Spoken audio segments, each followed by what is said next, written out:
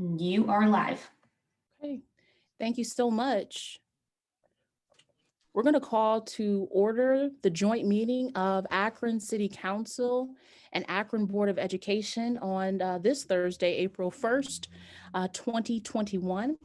And so at this time, I'm going to turn it over to Dr. Akbar so that he can do a roll call for Akron School Board.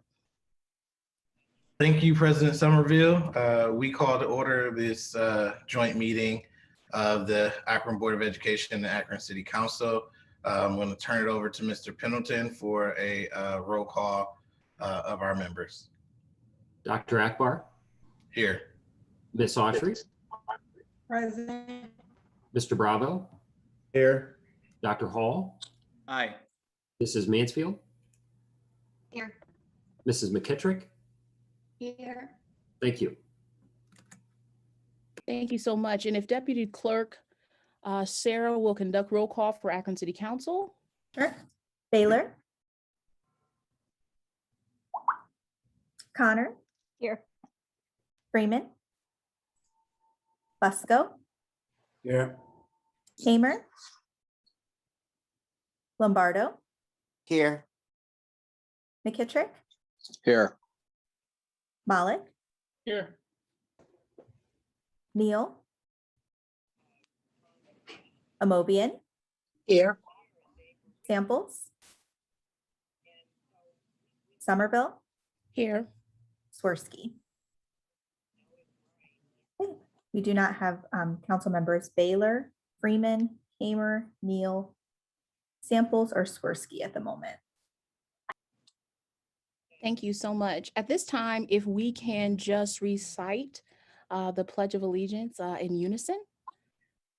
I pledge allegiance to the flag of the United States of America and to the republic for which it stands, one nation, under God, indivisible, with liberty and justice for all.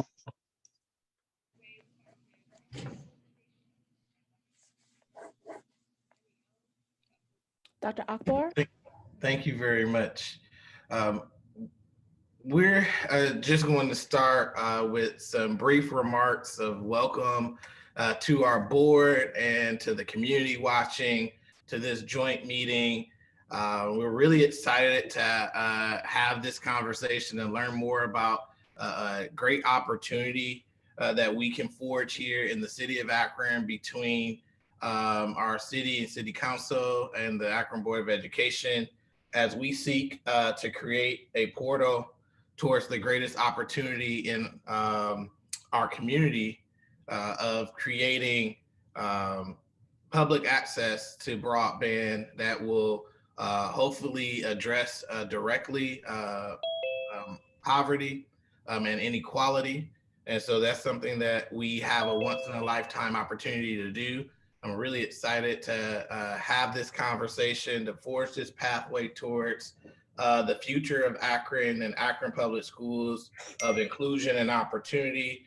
And this will provide I believe, our two entities an opportunity to look at how we prioritize bringing broadband access to our community. So I'm really excited. I want to welcome our board members and community to this conversation. And thank you to President Somerville and the City Council and city representatives for engaging us in this conversation.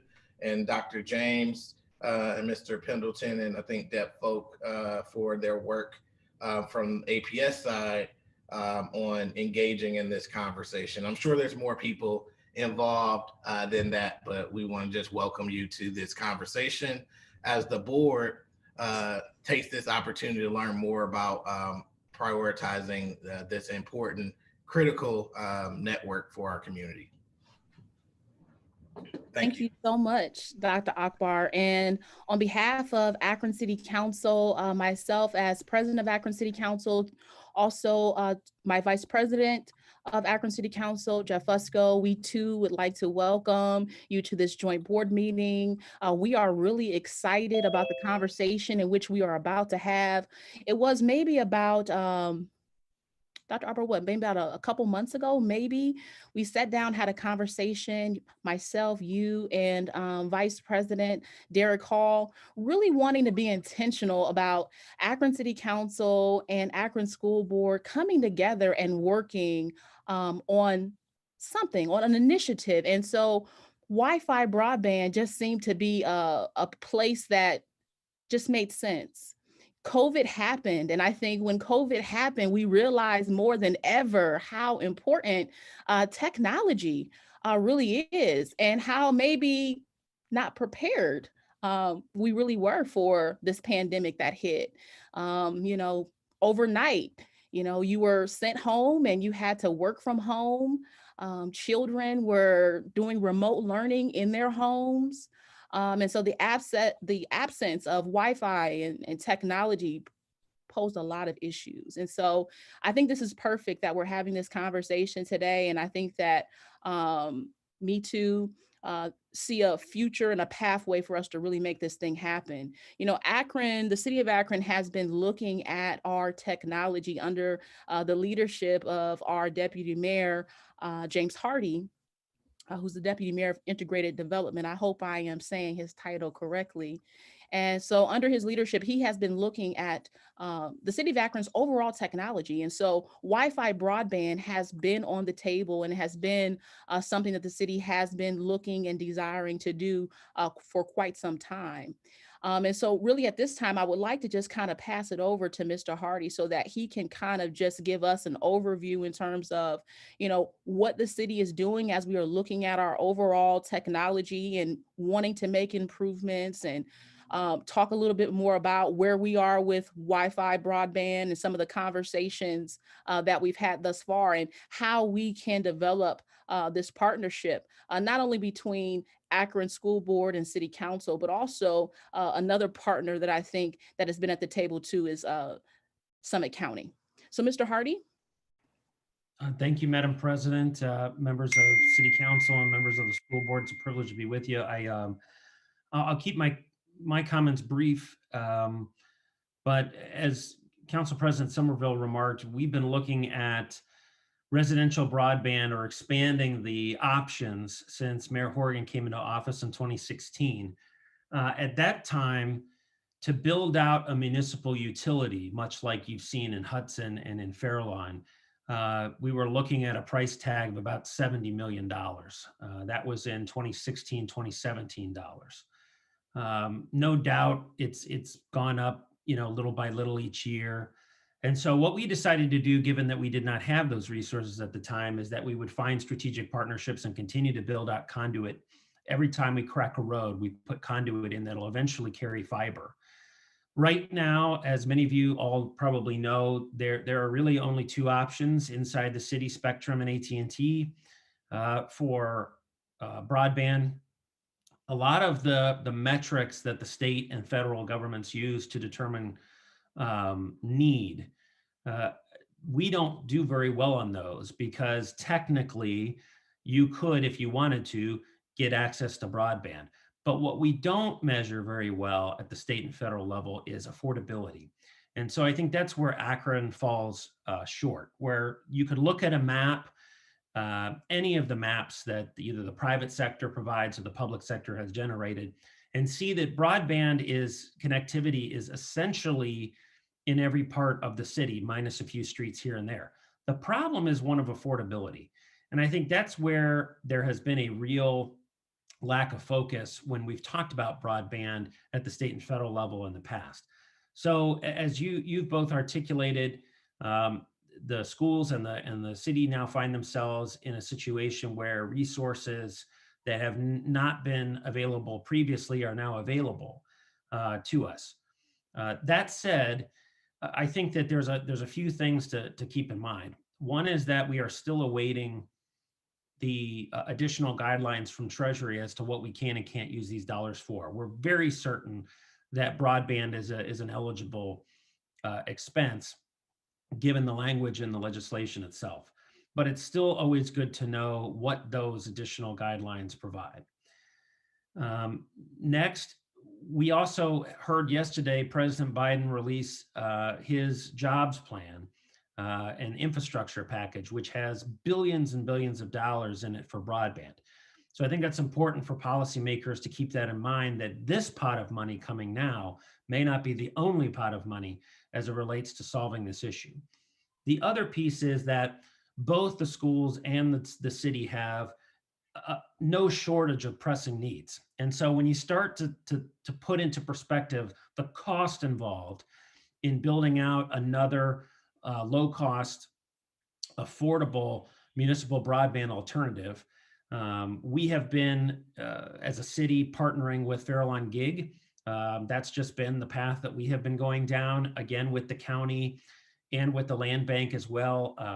The county, with their CARES Act, as you will recall, paid for Fairlawn Gig to build a fiber ring in and around downtown Akron, which is a foundational piece of any residential broadband alternative, public alternative.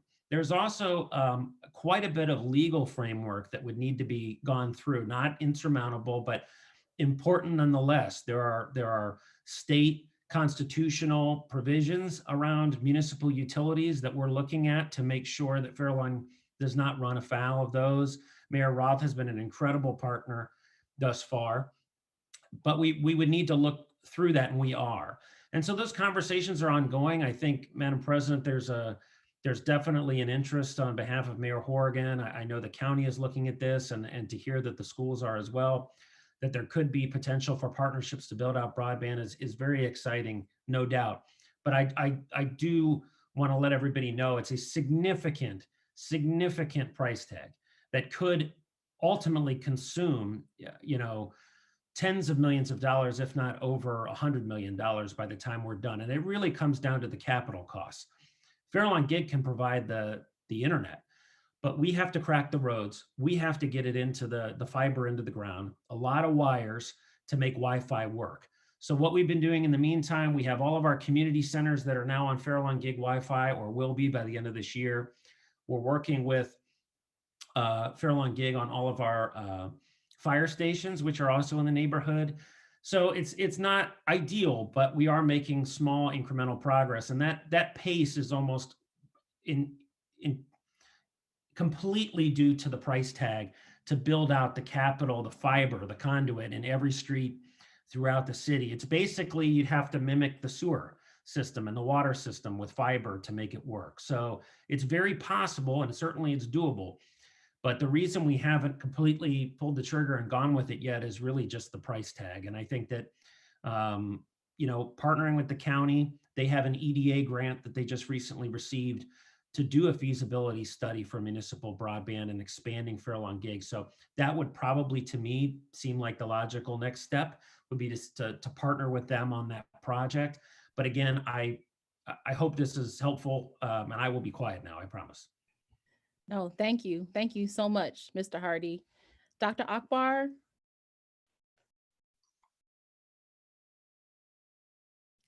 Yes, sorry. Thank you very much for that information. I'm going to turn it over to Dr. James to share some thoughts about this initiative and priority for the district, who will also bring in Mr. Pendleton into the conversation. So, Dr. James. Thank you, Dr. Akbar.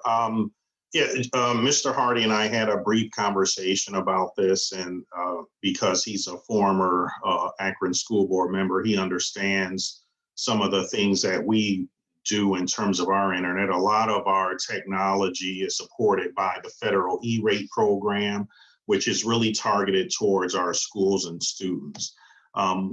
Years ago, when we were approached about the One Community initiative, we were pretty open to having some of those broadcast stations or sites put on top of schools, since they're co-owned by both the Akron City School District and the City of Akron.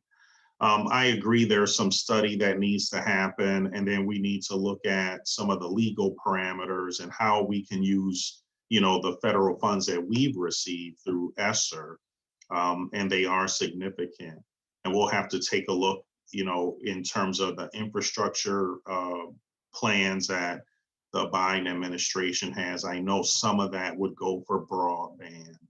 And then also as part of the ESSER 2 funding, and I think this third round of ESSER funding, there's a potential for some expanded E-rate funding. And there's been some conversations at the federal level about opening up the E-rate program so schools could do a little bit more in terms of broadcasting, like a Wi-Fi signal away from the buildings or into the area around the buildings.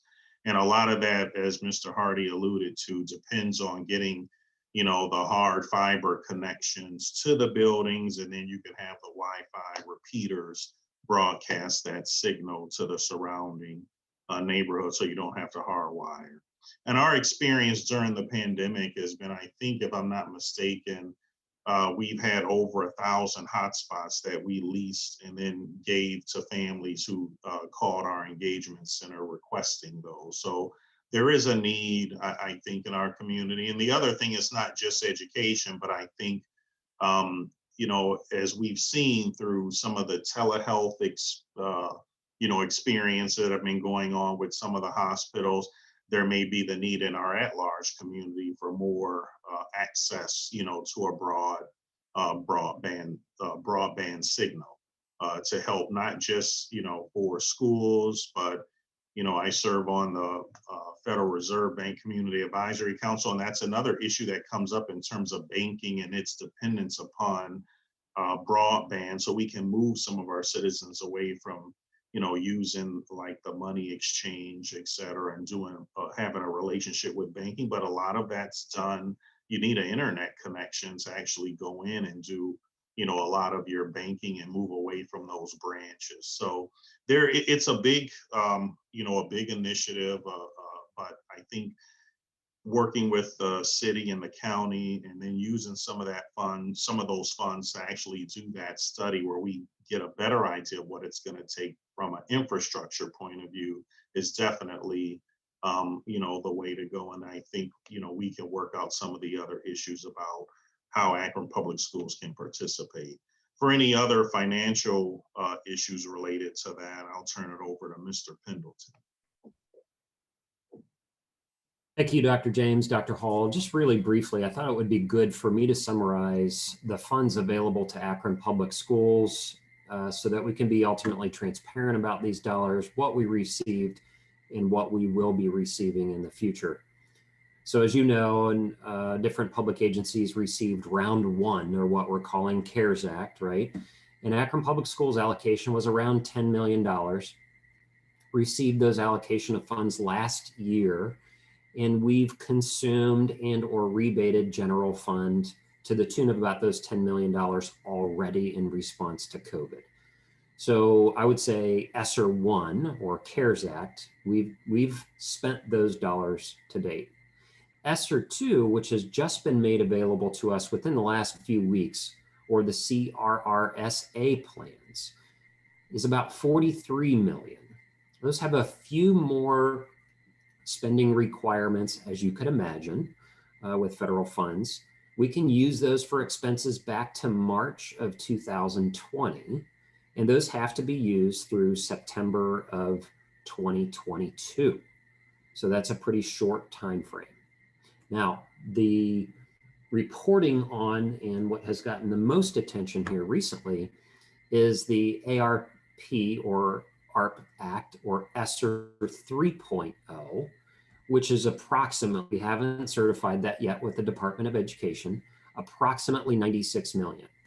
And right out of the gate, it's important for everyone to know, and I know our boards discuss this in both finance and open session, that 20% of the total allocation needs to be spent on learning loss, right? That should go without saying. And right now, I know, led by the superintendent and board, we're going through what does our summer interventions look like, what does fall look like, and putting together that financial strategic plan. And I was on a call today with both the Department of Education, a state representative, and a few colleagues around the Big 8 about what folks are using those funds for. I think that will be very helpful in all of our collective conversations as to how we can partner with that. So I'll keep my board, and I'm assuming this is the first of many meetings where we come together and discuss our joint initiative. So thought I would give you a summary of overall the funds that we're using and beginning to plan accordingly. So thank you very much. All right, thank you so much. So I think at this time, I think it's appropriate for us to open the floor for questions or comments. Do we have any questions or comments from the floor? Dr. Imbar will acknowledge those that are on the Akron School Board, and I will acknowledge those on Akron City Council. So if you want to use your raised hand function, we will see that you have a comment or a question. We can, I think we're going to start with any of the city council members first, right? Yeah, I don't see a hand. Sarah, do you see it? Yes, I can see that Councilman Malik and Councilwoman Amobian have their hands raised. Wonderful. Councilman Malik, you want to start us off? Thank you very much, President Somerville, and thank you everyone for coming together. Really exciting to see a lot of friendly faces, and definitely looking forward to these conversations. Just a couple questions, and maybe they, if answers aren't directly available, but I don't know, Mr. Hardy might have perspective. I think that it's really helpful to point out that affordability is the primary issue, with Spectrum and AT&T. So I guess the first question I have is, are the speeds relatively similar then to what we would get with Fairlawn Gig, the existing speeds? So Fairlawn Gig is no disrespect to our private carriers, Spectrum and AT&T, but Fairlawn Gig, what they offer and their rates are significantly cheaper and more affordable than the private sector can provide. It's a utility, right? So they operate it as such. We would obviously have to work through that, just like we as a city export water and sewer utility to other municipalities. We'd work it through with them and have. But I would say that it would be, while some of the private sector companies offer a full gig at the residential, at a residential rate, it's nothing compared to what we could negotiate with Fairlawn Gig or with a like municipal utility. Okay. The second thing is, because there's such a significant cost with regard to infrastructure, I know that some communities really have focused on subsidizing the bills, and focusing, sticking with private system, but subsidizing the bills. Is that something where we, has there been any discussion or thought given as to, creating a designated fund and working through it that way? I think it's an excellent idea, one that we've only preliminarily discussed, but I think that's absolutely another pathway that could be explored. Okay, and then the last thing that I was thinking was, in terms of timeline, I think the 153 million in city funds, I believe those don't need to be expended until the end of 2024. And correct me if I'm wrong, but there are also other portions within the rescue plan that may fall into this, and as you pointed out, the infrastructure. So it's kind of like, we have some time in order to kind of figure out how the best way of doing this. Is that right?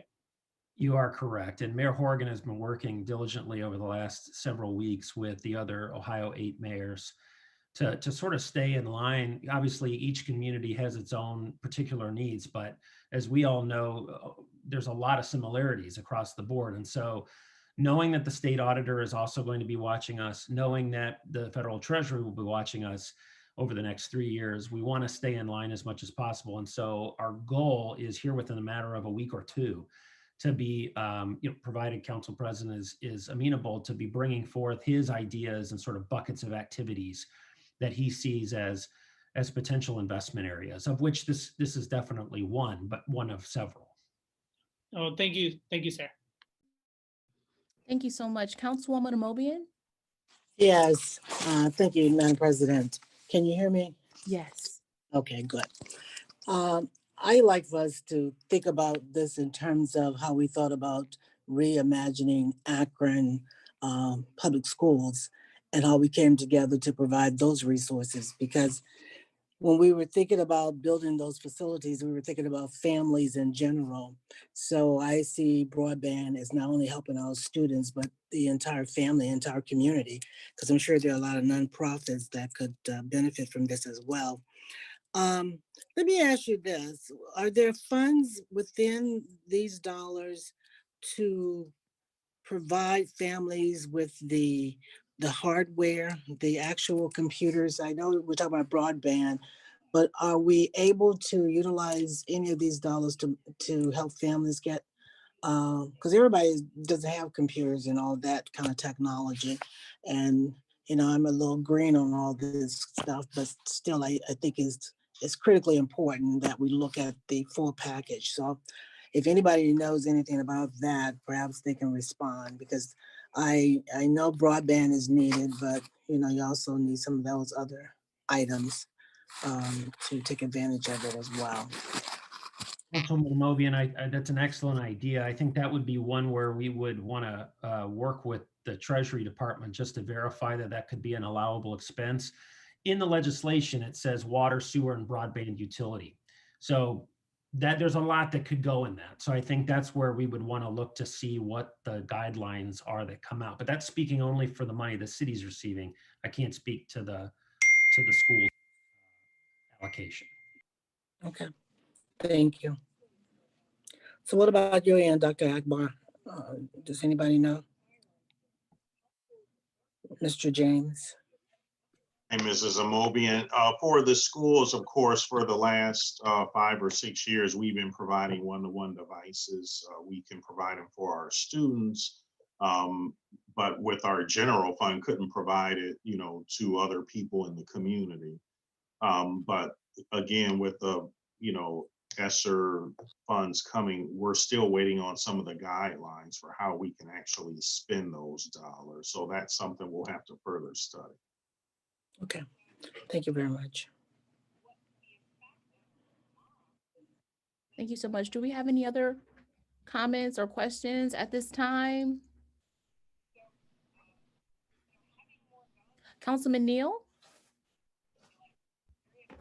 Thank you, Madam President. I don't know, maybe Mr. Pendleton, maybe you're the one to answer this question. I know Spectrum has that special program where families get a discounted rate.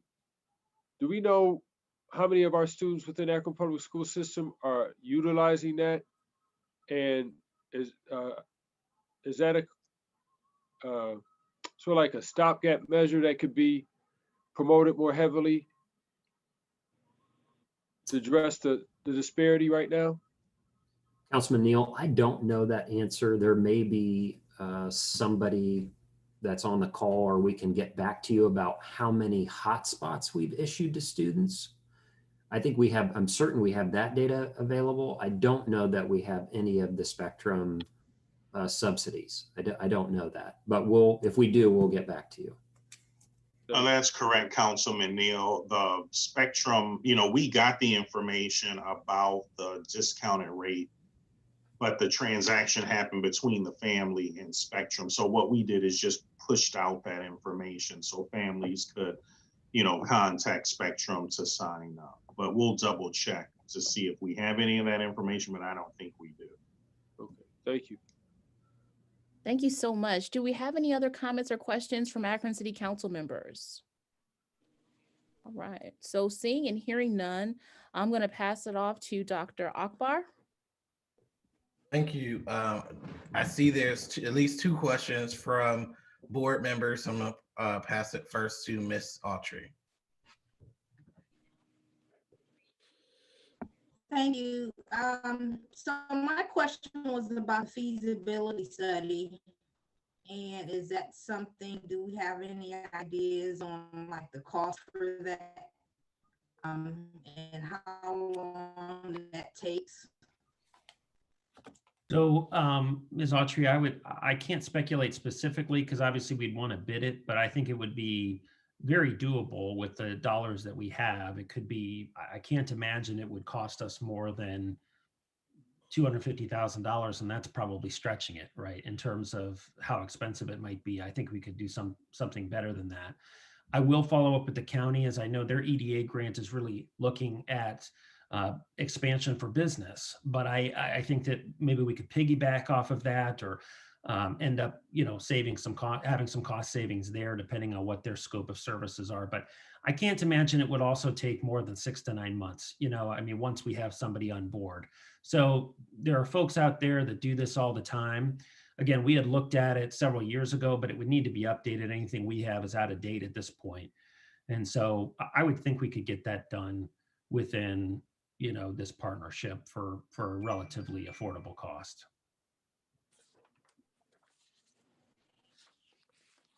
Thank you.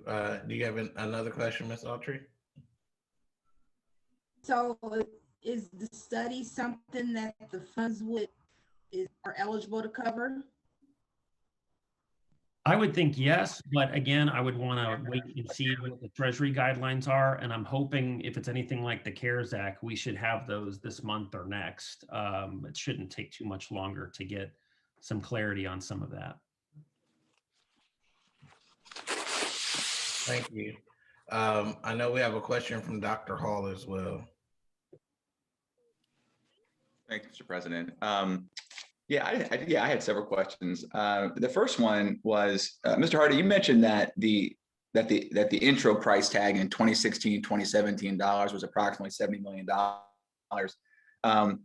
The question I had was, once that money is spent, right? So again, I know we're adjusting for 2021 dollars, but once that money is spent, what's the estimated annual cost for upkeep and sustainability? So year in and year out, what's that cost look like? Well, it's significantly cheaper than a water or sewer utility, right? So it would be once the fiber's in, the conduit's in, I would imagine that you have a pretty good shelf life in terms of ongoing costs. It would depend. I couldn't speak for, Fairline Gig or whomever we would go with, right? I think that we have to. I'm not an attorney, so I always put that out there that I know that there's a legal framework that has to be worked through in terms of who actually purchases the internet and how it gets billed and all of that thing. But that can all be worked out. I think that, to your point, I don't see, once it's in the ground, heavy duty costs involved in maintaining it, but I'm sure there are, and I could look into those, talking to either our friends at Hudson or our friends in Fairlawn who have municipal broadband utilities. Yeah, again, yeah, I appreciate that. Yeah, I just wonder because, again, these are sort of one-time funds that we're getting. And so once that money's spent, then someone has to, account for that in their budget, in subsequent years. So again, this is not my area of expertise, which is why, again, I defer to those of you who have real expertise in this area.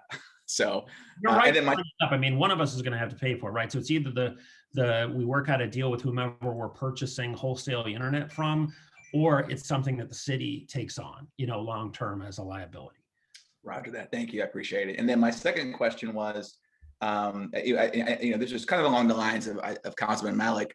I think his question earlier was the private public partnership aspect of this, and by the way, my first question assumed that we wanted, sort of went alone at this, but the private public partnership of this, I just wonder, if Spectrum or AT&T, thinking about the degree to which they would want to cooperate and subsidize this would be sort of predicated upon a market analysis. So looking at, how much market share would they potentially lose, if we did create something like this, so that may provide some incentive for them to want to, step up and be a part of it. And so I do know that there are some cities in which they've sort of created around infrastructure, there's sort of private public partnerships. I think Chicago, Philadelphia do some things like this as well, where they partner just for that reason as well. And then, so I guess that's my second question is really about, is this seriously on the table around a public-private partnership, or is this something, or is it preference of this group, or is it consensus thus far, whether it's in conversations with the county, school board, and what, those of you on the county, is the consensus that we want to do this on our own, or that we would realistically want them to partner with us around subsidizing the cost?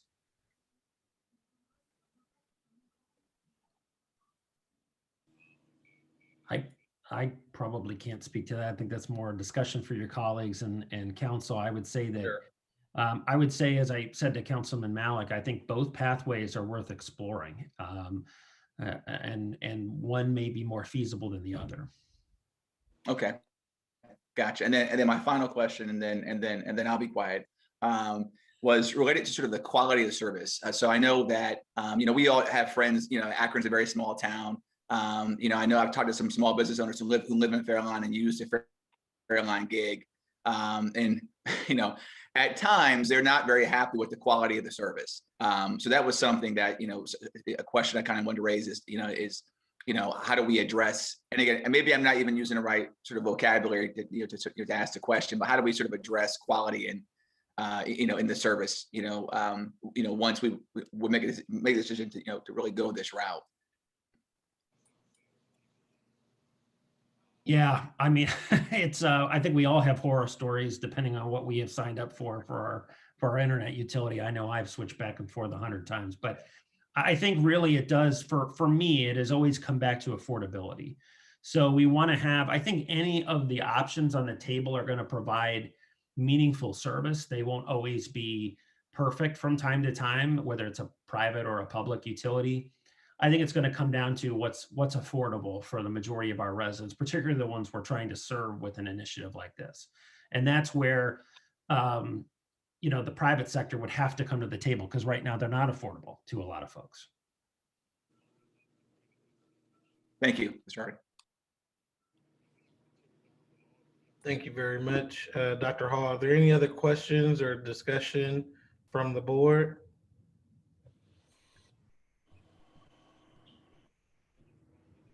Dr. Akbar, I do see that Councilman Neal has a question. Okay, so looks like we have no other questions from the board at this time. So I'll pass it to Mrs. Somerville. Councilman Neal.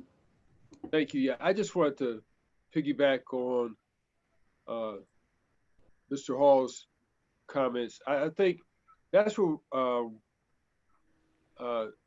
we need to be creative. Public-private partnership is definitely the way to go, in my opinion, because we don't know where technology is going to go in the future. And so to have that expertise at the table, but in a brick and mortar sense, I kind of think of this as an interbelt.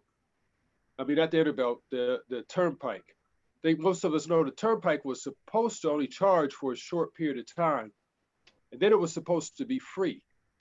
But of course, they keep charging for it. So I think on our side as council, and Mr. Hardy, and Dr. James and Mr. Pendleton, you're both numbers guys. I think we need to look and see if it's within our, if we have the authority to be creative. And it makes me think when folks are getting these cell towers to charge for airspace, and find other revenue streams that we can direct to. This is what I'm saying, that's connected to this type of technology. But I just like the fact that where Mr. Hall had us looking at the public-private, and Mr. Hardy may have, and Mr. Pendleton may have touched on it, it just went over my head when they were saying it, but he kind of brought it home. So just to summarize and wrap up the point I'm trying to get to from a council standpoint, I think we need to look at being creative. And a lot of times we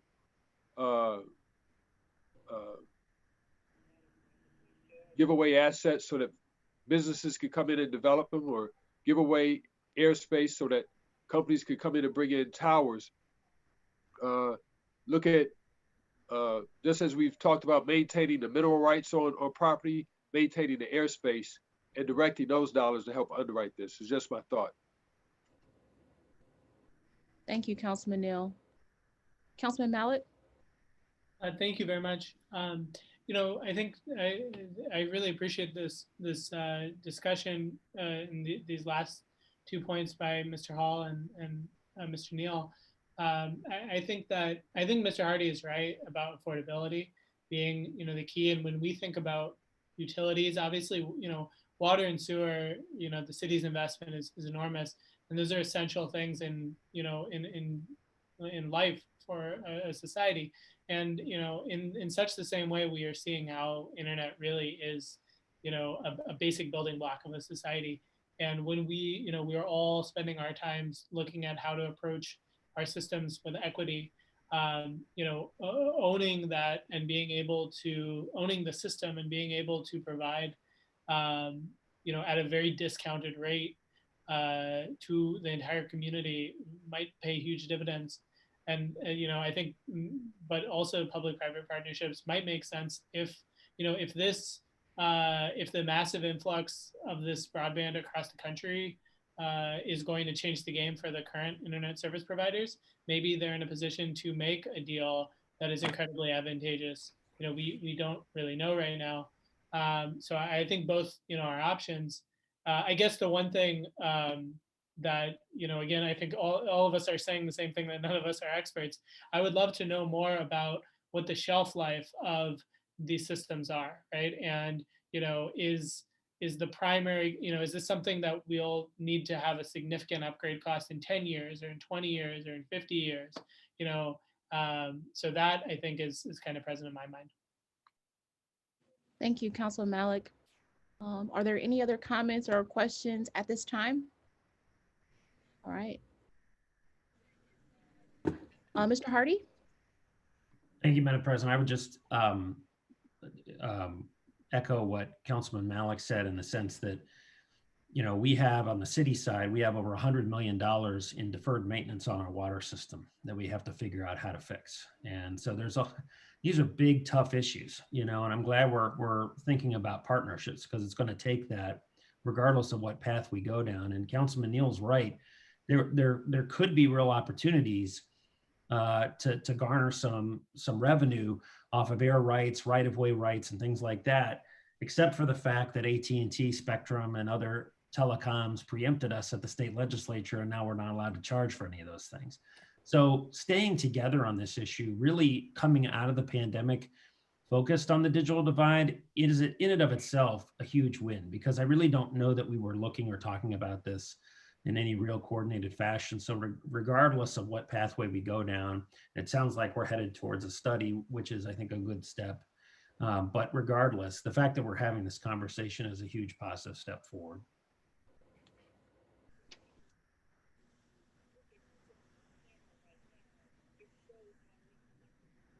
I want to make sure there's no other questions from the board. I know I have one, and then Dr. Hall has one. Just want to make sure I don't miss anyone.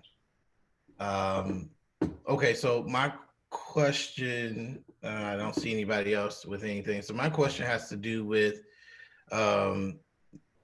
feasibility, and then also the completion. And before I go to the question, I just want to thank Councilman Malik for the comments around the essential nature that broadband has become in everyone's daily life. So it will and should be seen as an essential utility. But when we think about it, with the funds 2024 being the date, I heard that shared from both the city and the school board side. My question has to do with, once the feasibility study is done, and when you did the last study and was exploring this in 2016, how long would it have taken then, if you know, Mr. Hardy, for us to get from beginning to end?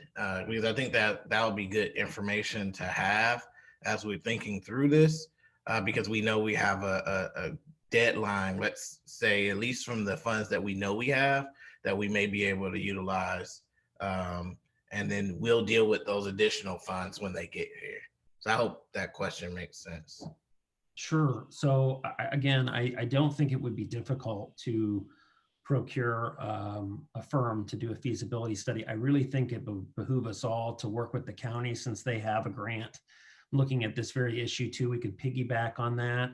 And we would need the county's involvement because again, unless the city and the schools are prepared to spend potentially 50 to 75% of their entire allocation on this project, we're going to need other communities to help us along with it. So I think bringing the county in, taking a look at that, and then taking, not the rest of this year, but I would say maybe through the end of this third quarter to try and do a feasibility study and a long-term plan and come back to this group, I think makes a lot of sense. Ultimately, obviously it's not up to me. I know the mayor, again, has priorities he wants to bring to council, and council's going to weigh in, and ultimately those two parties are going to decide how the city's going to spend its dollars. But I think my recommendation would be that we could absolutely get a feasibility study done in partnership with the county, the city, and the school district by the end of this year. And we'd still be in a position to come back and decide what path, if any, we want to take on this issue. Thank you. I guess, and I want to give it to Dr. Hall after this. I guess I was specifically asking based off the last study, did we have an idea of how long the process would take? To actually build it out? Yes. No, I don't think we had that in 2016, 2017. I know that to come down Market Street and build the fiber ring in and around downtown, we accelerated that timetable pretty substantially, and the county and Farallon were able to do that in a matter of, I think, 4 to 6 months. But this is a totally different animal, so I wouldn't be able to give you a good estimate on how long it would take to build out. But I'm sure the feasibility study would do that. Thank you. Dr. Hall? Yeah, thanks, Mr. President. Yeah, I just had a couple really, really quick questions here. One was in regards to feasibility. I kept thinking, again, back to this private-public partnership topic, that that the cost to do that feasibility study could probably be mitigated, at least in small or large part, by asking Spectrum or AT&T to do it for us. Again, as another means of sort of addressing the cost component of this, if that makes sense. And then secondly, and this is questions. So, before we end the call tonight, I just want to make sure that we at least just talk about what the next steps are from this meeting, because I think I'm a little unclear on sort of where we go. Because again, this has been great conversation. I'm just a little unclear as to sort of the next 2 or 3 steps from here. I think that we all agree that this is a worthwhile topic and a worthwhile pursuit, but just want to make sure that I understand sort of what the next steps look like. And then lastly, I think that there may be some, and again, this question is, this comment, I think is probably getting the cart way in front of the horse here, but I do feel compelled to bring it up, is that, water and sewage, I think it's much easier to make the case that that's an essential utility, and why ideally, one would look at broadband the same way. I think that there are folks who are on fixed incomes that may disagree. And so if the suggestion is that we would go to a point where everyone would have sort of a bill around broadband, much the same way that you would around water and sewage, that may cause some debate. So just my comments. Thanks.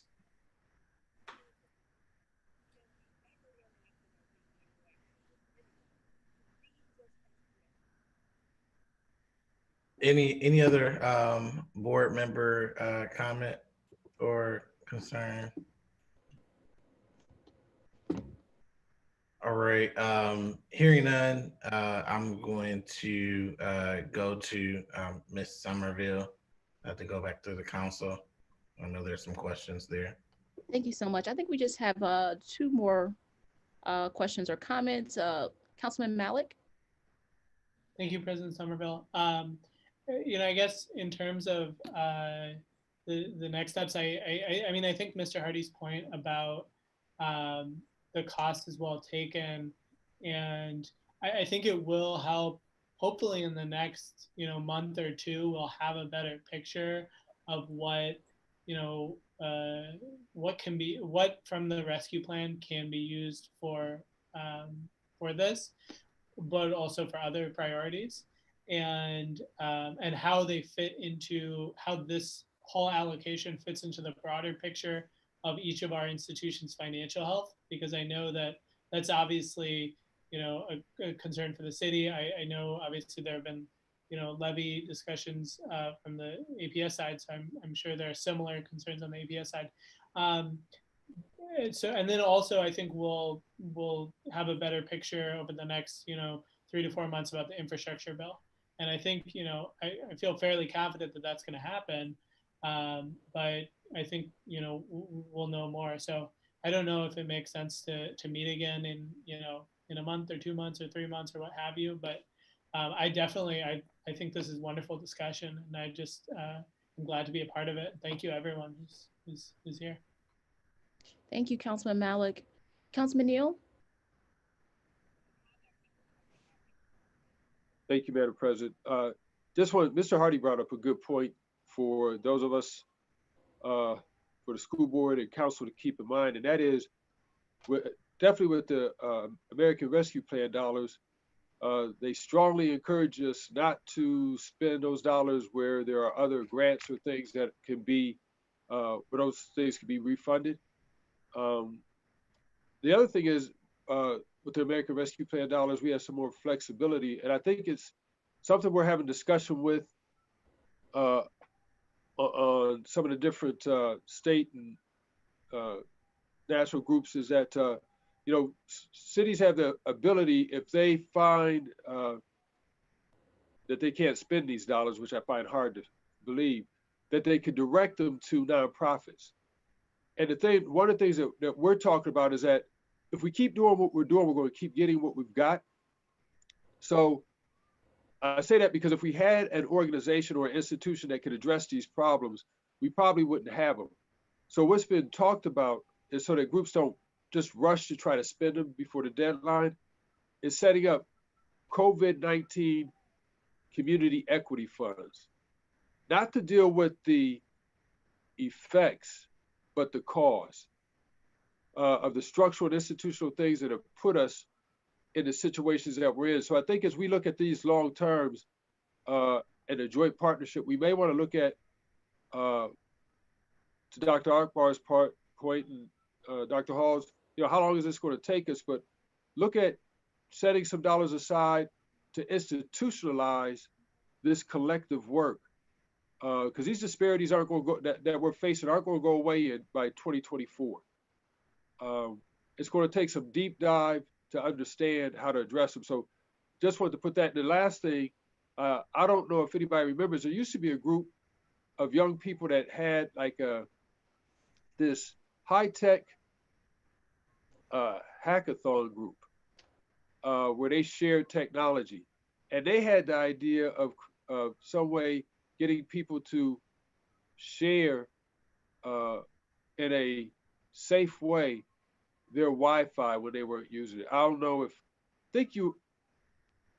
if this administration was, Mr. Hardy, I don't know if you remember, I don't know if you guys were, if this was the last administration or if it was while you guys first came on. The group was down in the old building now where Tony Tropy has his corner Howard and North Street. But just a thought. So I say that to say, we definitely want to engage the public in this discussion. When we talk about public-private partnerships, let's have a public-public partnership, because we have some brilliant people who this is what they do all the time who could probably help us with this discussion as well. Thanks. Thank you so much, Councilman Neal. I don't think we have any more comments or questions at this time. I think the dialogue has been great on tonight. I want to just again thank Dr. Akbar, Dr. James, Mr. Pendleton, Akron School Board, and also Mr. Hardy. So I think it's really positive. I mean, we've developed a partnership, and I think moving forward, Mr. Hardy on our end will help us to further partnership with Summit County so that we can bring all three of us together and continue this conversation about looking and exploring all avenues. And I also like Councilman Neal's point too, making sure that we also figure out how we can engage the residents and the public. So thank you for that. Dr. Akbar? Thank you, Mr. Somerville, again for just the outstanding conversation and engagement in this nature to bring us together. And thank you to the city, the county, and our administration at APS.